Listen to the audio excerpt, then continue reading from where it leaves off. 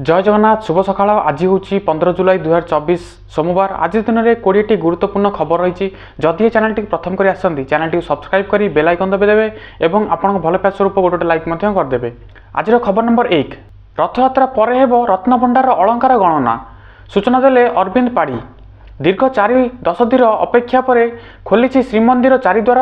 सरकार द्वारा जारी कराइथिबा मार्गदर्शिका को पालन करी जस्टिस विश्वनाथ रथों अध्यक्षतार गठित कमिटी रत्नभंडार ताला खोली।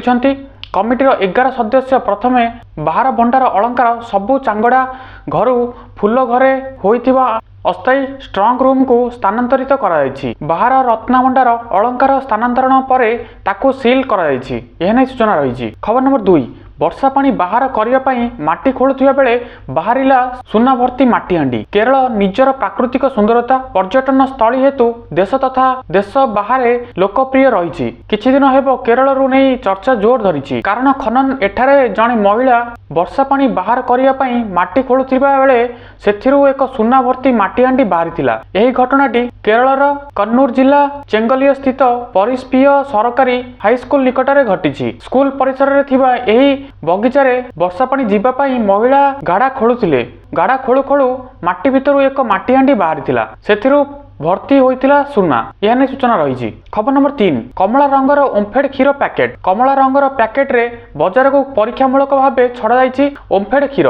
शनिवार ठारू एही क्षीर पैकेट रे फोटो सोशल मीडिया रे घूरी बुलुछि। सरकार बदलिला परे एबे क्षीर रे मध्य गेरुआ रंग लागिला बोली चर्चा जोर धरिछि। पूर्वरु ओमफेड क्षीर पैकेट नील और 2 प्रकार गोलापी रंगर उपलब्ध होइतिला। तेबे एबे कमला रंगर पैकेट को नहीं ओमफेड एमडी विजय अमृता कुलांगे कहते यह ओमफेड रो नुआ प्रोडक्ट। पूर्वरु ओमफेड कमला रंग पैकेट रे चा स्पेशल क्षीर मिलुतिला, मात्र ताहार भल बिक्री हेउ नथिला। यह प्रोडक्ट हेउछि तार हायर वर्जन। यह नहीं सूचना रही। खबर नंबर 4, निज बाहागर रे सांग मानकु एही स्वतंत्र उपहार देले अनंत अंबानी। मुंबई रो जियो वर्ल्ड कन्वेंशन सेंटर भारतर 1 नंबर धनी मुकेश अंबानी सान पुओ अनंत अंबानी राधिका मर्चांट बाहागर गत जून 12 तारीख रे धूमधाम रे संपूर्ण हो जाइछि। एही बाहागर रे देश विदेश बहु विशिष्ट व्यक्ति समागम होइतिला। राजनीति ठारू आरंभ करी सिनेमा, क्रीड़ा, संगीत, व्यवसाय जगतर अनेक विशिष्ट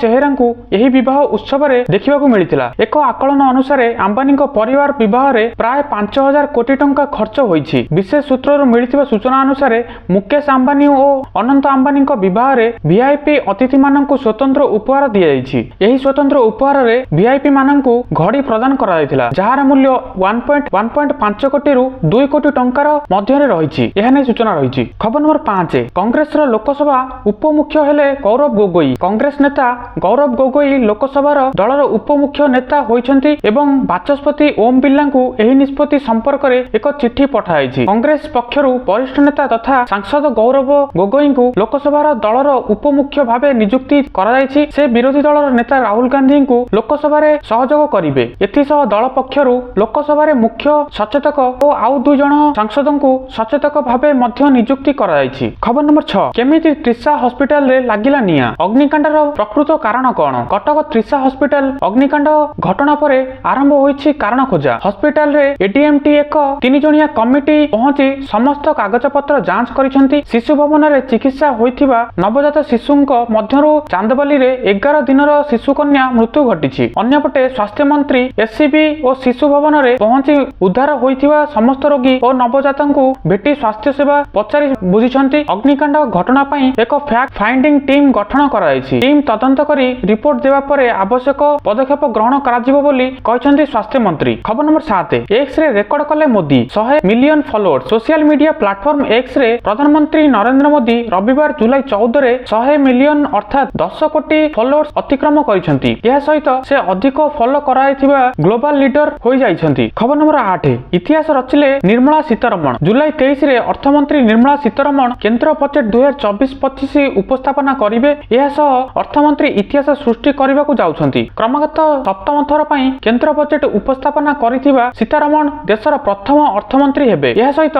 से मोरारजी देसाई रेकर्ड को पछरे पकाइबे। मोरारजी देसाई क्रमगत 6 थर बजेट उपस्थापना करिथिले। सूचनायोग्य सीतारमण पूर्वरु मोरारजी देशर 5टी ପୂର୍ଣ୍ଣ ବଜେଟ୍ ଏବଂ ଗୋଟିଏ ମଧ୍ୟବର୍ତ୍ତୀ ବଜେଟ୍ ଉପସ୍ଥାପନା କରିଥିଲେ। ମୋରାରଜୀ ଦେଶାଇ 1959 ରୁ 1964 ପର୍ଯ୍ୟନ୍ତ ଦେଶର ଅର୍ଥମନ୍ତ୍ରୀ ଭାବେ କାର୍ଯ୍ୟ କରିଥିଲେ। ଖବର ନମ୍ବର 9 ଥରିଲା ବିଶ୍ୱ। ଇନ୍ଦିରା ଗାନ୍ଧୀଙ୍କ ଠାରୁ ସିଞ୍ଜୋ ଆବେଙ୍କ ପରି ବିଶ୍ୱର ବଡ଼ ବଡ଼ ନେତାଙ୍କୁ ହୋଇଛି ମାରାତ୍ମକ ଆକ୍ରମଣ। ଆମେରିକାର ଏକ ରାଲିରେ ପୂର୍ବତନ ରାଷ୍ଟ୍ରପତି ଡୋନାଲ୍ଡ ଟ୍ରମ୍ପଙ୍କ ଉପରେ ହୋଇଛି ମାରାତ୍ମକ ଆକ୍ରମଣ। ପେନସିଲଭାନିଆରେ ଏକ ନିର୍ବାଚନ ରାଲିରେ ତାଙ୍କୁ ଗୁଳି କରାଯାଇଛି। ଏହି ଗୁଳିକାଣ୍ଡରେ ଟ୍ରମ୍ପ ଆହତ ହୋଇଛନ୍ତି। ତାଙ୍କ ମୁହଁ ଏବଂ କାନରେ ରକ୍ତ ଦାଗ ଦେଖିବାକୁ ମିଳିଛି। ଟ୍ରମ୍ପଙ୍କ ଗୁଳିମାଡ଼ ଘଟଣା ପରେ ପୁଣି ଥରେ ବିଶ୍ୱ ନେତାଙ୍କ ସୁରକ୍ଷା ଉପରେ ପ୍ରଶ୍ନବାଚୀ ସୃଷ୍ଟି ହୋଇଛି। ତେବେ ଏହି ଆକ୍ରମଣରେ ତାଙ୍କର ଜଣେ ସମର୍ଥକଙ୍କ ମୃତ୍ୟୁ ଖବର ସାମ୍ନାକୁ ଆସିଛି। ସୁରକ୍ଷା ଦୃଷ୍ଟିକୋଣରୁ ଏହା ଅତ୍ୟନ୍ତ ବିପଜ୍ଜନକ ବୋଲି କୁହାଯାଇଛି, କିନ୍ତୁ ଏହା ପ୍ରଥମ ଘଟଣା ନୁହେଁ ଯେ ଟ୍ରମ୍ପଙ୍କ ପରି ଏତେ ବଡ଼ ବିଶ୍ୱ ନେତାଙ୍କ ଉପରେ ଏଭଳି ମାରାତ୍ମକ ଆକ୍ରମଣ ହୋଇଛି। ଏହା ପୂର୍ବରୁ ବିଶ୍ୱର ବିଭିନ୍ନ ଦେଶରେ ବହୁ ଲୋକପ୍ରିୟ ନେତାଙ୍କ ଉପରେ ଏଭଳି ଆକ୍ରମଣ ହୋଇଥିଲା। ଖବର ନମ୍ବର 10 ଚନ୍ଦ୍ରୟାନ 3 କୁ ପୂରିଲା ବର୍ଷେ। ଜୁଲାଇ 14 ଅର୍ଥାତ୍ ଗତକାଲିର ଦିନରେ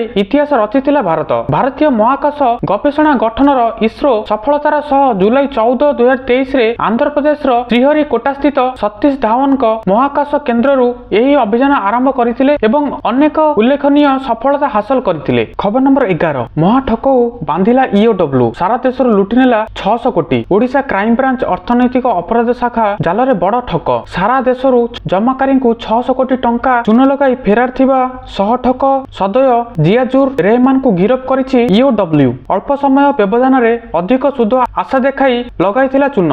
ସେୟାର ବଜାରରେ ଟ୍ରେଡିଂ କରାଇ ବାର୍ଷିକ 24%ରୁ ଅଧିକ ସୁଧ ଦେବାକୁ ଲୋଭ ଦେଖାଇଥିଲା। ବେଶ କିଛି ଦିନ ବାଂଲାଦେଶ ଓ ଦୁବାଇରେ ଆତ୍ମଗୋପନ କରିବା ପରେ ଶେଷରେ କୋଲକାତାରୁ ଧରାପଡ଼ିଛି ଏହି ଠକ। ଏହା ନେଇ ସୂଚନା ରହିଛି। ଖବର ନମ୍ବର 12 ସରିବ ନବଦିନାତ୍ମକ ଯାତ୍ରା। ଜନ୍ମବେଦୀ ଛାଡ଼ି ଆଜି ବାହୁଡ଼ିବେ ଚତୁର୍ଦ୍ଧାମୂର୍ତ୍ତି। ଜନ୍ମବେଦୀରେ ସରି ସରି ଆସୁଛି ମହାପ୍ରଭୁଙ୍କ ଲୀଳାଖେଳା। ଆଜି ଶ୍ରୀକ୍ଷେତ୍ରରେ ବାହୁଡ଼ା ଯାତ୍ରା। ବାହୁଡ଼ା ଯାତ୍ରା ପାଇଁ ପୁରୀରେ ଆରମ୍ଭ ହୋଇଛି ପ୍ରସ୍ତୁତି।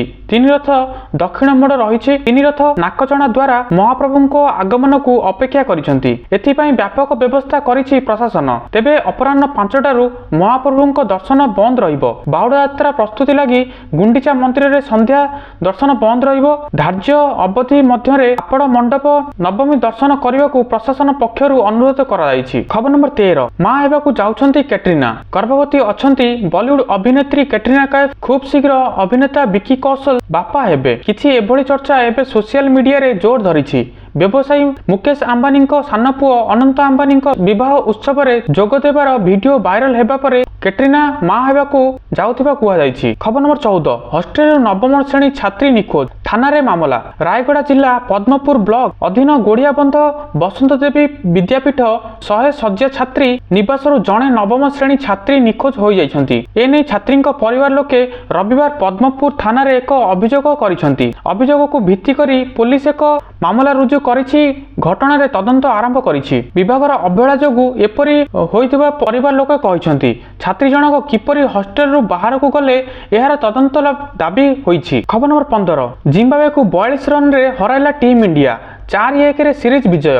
ହାରାରେ ସ୍ପୋର୍ଟସ କ୍ଲବ ଠାରେ ଖେଳା ଯାଇଥିବା ପଞ୍ଚମ ଟି20ରେ ଜିମ୍ବାୱେକୁ 42 ରନରେ ପରାସ୍ତ କରିଛି ଭାରତ। ଏହା ସହିତ ଟିମ୍ ଇଣ୍ଡିଆ 5ଟି ମ୍ୟାଚ୍ ବିଶିଷ୍ଟ ଏହି ଟି20 ସିରିଜକୁ 4-1ରେ ଜିତି ନେଇଛି। ଏହି ସିରିଜର ପ୍ରଥମ ମ୍ୟାଚରେ ଜିମ୍ବାୱେ ଜିତିଥିଲା ବେଳେ ପରବର୍ତ୍ତୀ 4ଟି ମ୍ୟାଚ୍ ଭାରତ ଜିତିଥିଲା। ଖବର ନମ୍ବର 16 ଚାଷୀଙ୍କ ପାଇଁ ବଡ଼ ସ୍କିମ୍। ସବସିଡି ମିଳୁଛି 20 ଲକ୍ଷ ଲୋନ୍। ବର୍ତ୍ତମାନ କୃଷି ସହ ଜଡ଼ିତ ଉଦ୍ୟୋଗ ପ୍ରତି ଅଧିକ ମନ ବଦଳାଇଛନ୍ତି ଯୁବ ଗୋଷ୍ଠୀ। ଏହାକୁ ଦୃଷ୍ଟିରେ ରଖି ସରକାର ଅନେକ ପ୍ରକାର ପ୍ରୋତ୍ସାହନ ମଧ୍ୟ ଯୋଗାଇ ଦେଉଛନ୍ତି। ଏହି କ୍ରମରେ ସରକାର ଡାଏରୀ ଫାର୍ମ ବା ଗୋପାଳନ ଉପରେ ଅଧିକ ଫୋକସ୍ କରିଛନ୍ତି।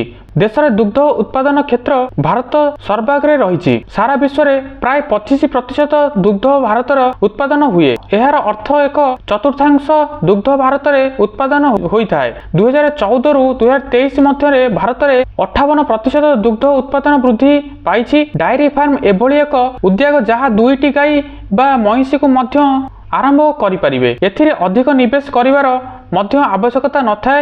ଯୁବଗୋଷ୍ଠୀଙ୍କୁ ଏହି ଉଦ୍ୟୋଗ ପ୍ରତି ଆଗଭର କରାଇବା ପାଇଁ ସରକାର ସବସିଡି ସହ ଲୋନ୍ର ବ୍ୟବସ୍ଥା କରିଛନ୍ତି। ଖବର ନମ୍ବର 17 ନୂଆ ନରେଗା ଲିଷ୍ଟ। ଚେକ୍ କରନ୍ତୁ ଆପଣଙ୍କର ନାଁ। ନରେଗା ଯୋଜନା କେନ୍ଦ୍ର ସରକାରଙ୍କ ଗ୍ରାମୀଣ ବିକାଶ ମନ୍ତ୍ରାଳୟ ଦ୍ୱାରା ସଞ୍ଚାଳିତ ହୋଇଛି। ବର୍ତ୍ତମାନ ଏହା ଦେଶର ସମସ୍ତ ଗାଁରେ କାର୍ଯ୍ୟକାରୀ ହୋଇସାରିଛି। ଆଜି ଦେଶ ସମସ୍ତ ରାଜ୍ୟରେ ନରେଗା ଯୋଜନାରେ ଲୋକଙ୍କୁ ଲାଭ ମିଳିପାରୁଛି। ଏହି ଯୋଜନା ମାଧ୍ୟମରେ ସେମାନଙ୍କୁ ରୋଜଗାର ମିଳିପାରୁଛି। ଏହା ଜାଣିବାର ସବୁଠାରୁ ସହଜ ଉପାୟ ହେଉଛି ନରେଗା ଅଫିସିଆଲ ପୋର୍ଟାଲକୁ ଯାଇ ଆପଣଙ୍କ ନାଁ ନରେଗା ତାଲିକା ଅଛି କି ନାହିଁ ତାହା ଦେଖିପାରିବେ। ନରେଗା ଗ୍ରାମ ପଞ୍ଚାୟତ ଡ୍ୟାସବୋର୍ଡରୁ ଆପଣଙ୍କୁ ବିଭିନ୍ନ ପ୍ରକାର ରିପୋର୍ଟ ବାହାର କରିବା ପାଇଁ ବିକଳ୍ପ ମିଳିଥାଏ। ନରେଗାର ଅଫିସିଆଲ ୱେବସାଇଟଟି ହେଉଛି nrega.nic.in କୁ ଯାଇ ଆପଣଙ୍କ ନରେଗା ସମ୍ବନ୍ଧୀୟ ସମସ୍ତ ବିବରଣୀ ପାଇପାରିବେ। ଏଥିରେ ଆପଣଙ୍କର ହାଜିରା ବିବରଣୀ ସହ ବକେୟା ଟଙ୍କା ବାବଦରେ ସୂଚନା ମିଳିପାରିବ। ଏହି ଯୋଜନାରେ 100 ଦିନର ରୋଜଗାର ଗ୍ୟାରେଣ୍ଟି ପ୍ରଦାନ କରାଯାଉଛି। ଖବର ନମ୍ବର 18 ନନ୍ଦନକାନନକୁ ଆସିଲେ 18 ନୂଆ ଅତିଥି। ନନ୍ଦନକାନନକୁ ଆସିଲେ ନୂଆ ଅତିଥି। ଶନିବାର ଭୁବନେଶ୍ୱରରେ ଉପକଣ୍ଠ ନନ୍ଦନକାନନ ପ୍ରାଣୀ ଉଦ୍ୟାନକୁ 18 ନୂଆ ଅତିଥି ଆସିଛନ୍ତି। ବାରଙ୍ଗ ସ୍ଥିତ ନନ୍ଦନକାନନ ପ୍ରାଣୀ ଉଦ୍ୟାନ ଏବଂ ରାଞ୍ଚିର ଭଗବାନ ବିର୍ସା ପ୍ରାଣୀ ଉଦ୍ୟାନ ପାର୍କ ମଧ୍ୟରେ ଜୀବଜନ୍ତୁ ଅଦଳ ବଦଳ କରାଯାଇ ଏହି ନୂଆ ଅତିଥିଙ୍କୁ ଅଣାଯାଇଛି। ଏନେଇ କେନ୍ଦ୍ରୀୟ ପ୍ରାଣୀ ଉଦ୍ୟାନ ପ୍ରାଧିକରଣ ଅନୁମତି ଦେଇଥିବା ବେଳେ ମଙ୍ଗଳବାର ଠାରୁ 14 ତାରିଖ ପର୍ଯ୍ୟନ୍ତ ଏହି ଅଦଳ ବଦଳ ପ୍ରକ୍ରିୟା ଜାରି ରହିଥିଲା। ମଙ୍ଗଳବାର ଦିନ ନନ୍ଦନକାନନରୁ ରାଞ୍ଚିକୁ ଜୀବଜନ୍ତୁକୁ ପଠାଇଥିବା ବେଳେ ଶନିବାର ଦିନ 18 ନୂଆ ଅତିଥି ଯାଇଥିବା ଟିମ୍ ଫେରିଛି। ସେହିପରି ଜୀବଜନ୍ତୁ ଅଦଳ ବଦଳ ପ୍ରକ୍ରିୟାରେ ନନ୍ଦନକାନନରୁ ରାଞ୍ଚି ପ୍ରାଣୀ ଉଦ୍ୟାନକୁ ଗୋଟିଏ ଧଳା ବାଘୁଣୀ, 4ଟି ହରିଣ, 2ଟି ଭାରତୀୟ ଠେକୁଆ, 2ଟି ଗ୍ରେ ପିଲିକାନ, 20ଟି ନାଇଟ୍ ହେରନ୍, 20ଟି ବ୍ଲାକ୍ ହେଡ୍ IBC କୁ ସ୍ଥାନାନ୍ତର କରାଯାଇଛି। ଏହା ନେଇ ସୂଚନା ରହିଛି। ଖବର ନମ୍ବର 19 ଆଧାର କାର୍ଡଧାରୀଙ୍କୁ ମାଗଣା 3ଟି ସିଲିଣ୍ଡର। ଗ୍ୟାସ ସିଲିଣ୍ଡର ଗ୍ରାହକଙ୍କ ପାଇଁ ବଡ଼ ଖବର। ଆପଣ କ'ଣ ଭାବୁଛନ୍ତି? ଯେଉଁମାନଙ୍କର ଆଧାର କାର୍ଡ ଅଛି ସେମାନଙ୍କୁ 3ଟି ଗ୍ୟାସ ସିଲିଣ୍ଡର ପ୍ରଦାନ କରୁଛନ୍ତି ସରକାର, କିନ୍ତୁ ଆଧାର କାର୍ଡଧାରୀଙ୍କୁ କିଛି ଦିଗ ବାବଦରେ ଜାଣିବାକୁ ପଡ଼ିବ। ତୈଳ ମାର୍କେଟ କମ୍ପାନୀଗୁଡ଼ିକୁ ସିଲିଣ୍ଡର ଗ୍ରାହକଙ୍କ KYC ସମ୍ପୂର୍ଣ୍ଣ କରିବାକୁ କେନ୍ଦ୍ର ସରକାରଙ୍କ ନିର୍ଦ୍ଦେଶ ଦେଇଛନ୍ତି। ଏହି ପ୍ରକ୍ରିୟା 8 ମାସ ଧରି ଚାଲିଛି, ଏପର୍ଯ୍ୟନ୍ତ ଜାରି ରହିଛି। ତେଲେଙ୍ଗାନାରେ ନିର୍ବାଚନ ପ୍ରତିଶ୍ରୁତିରେ 3ଟି ମାଗଣା ସିଲିଣ୍ଡର ପ୍ରଦାନ କରିବାକୁ ରାଜ୍ୟ ସରକାର ଘୋଷଣା କରିଥିଲେ। ଏହି କ୍ରମରେ ଯଦି KYC ପୁରା ନ କରିବେ ତେବେ ଗ୍ୟାସ୍ ମିଳିବ ନାହିଁ ବୋଲି ଲୋକମାନେ ଚିନ୍ତା କରୁଛନ୍ତି, ଯାହାକି ସମ୍ପୂର୍ଣ୍ଣ ଭାବେ ଠିକ୍ ନୁହେଁ। ଏହା ନେଇ ସୂଚନା ରହିଛି। ଖବର ନମ୍ବର 20 ଏହି ନାଁ ଧରି ରତ୍ନଭଣ୍ଡାର ଭିତରକୁ ପ୍ରବେଶ କରିଲେ 11 ଜଣ ସଦସ୍ୟ।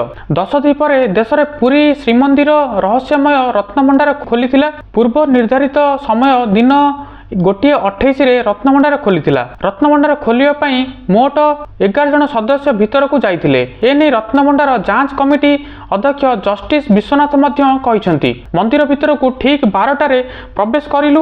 ମା ବିମଳା ଓ ଲକ୍ଷ୍ମୀଙ୍କ ଦର୍ଶନ କରି ଠିକ୍ 1:28ରେ ବାହାର ରତ୍ନଭଣ୍ଡାର ଚାବି ଦ୍ୱାରା ଖୋଲିଲୁ। ପ୍ରଭୁ ଜଗନ୍ନାଥଙ୍କ ନାଁ ନେଇ ଭିତର ଭଣ୍ଡାରକୁ ପ୍ରବେଶ କଲୁ। ବାହାର ଭଣ୍ଡାର ଖୋଲିବା ପରେ ଭିଡିଓଗ୍ରାଫି କରି ଅତ୍ୟନ୍ତ ସ୍ଥାନାନ୍ତର କଲୁ। ବାହାର ଭଣ୍ଡାର କାମ ସରିଲା ବେଳକୁ ପ୍ରାୟ 3 ଘଣ୍ଟା ହୋଇଯାଇଥିଲା, କହିଥିଲେ ସେହି 4 ଜଣ ସଦସ୍ୟ। ଏହା ନେଇ ସୂଚନା ରହିଛି। ଦର୍ଶକ ବନ୍ଧୁ, এই ଥିଲା 20ଟି ନ୍ୟୁଜ୍। ପ୍ରତ୍ୟେକ ଦିନ ସକାଳୁ ସକାଳୁ এইଭଳି ନ୍ୟୁଜ୍ ଦେଖିବା ପାଇଁ ଚ୍ୟାନେଲଟିକୁ ନିହାତି ଭାବରେ ସବସ୍କ୍ରାଇବ୍ କରିଦିଅନ୍ତୁ ଏବଂ କମେଣ୍ଟରେ ଯାଇ ଲେଖିଦିଅନ୍ତୁ ଜୟ ଜଗନ୍ନାଥ, ଜୟ ହିନ୍ଦ, ଜୟ ଭାରତ।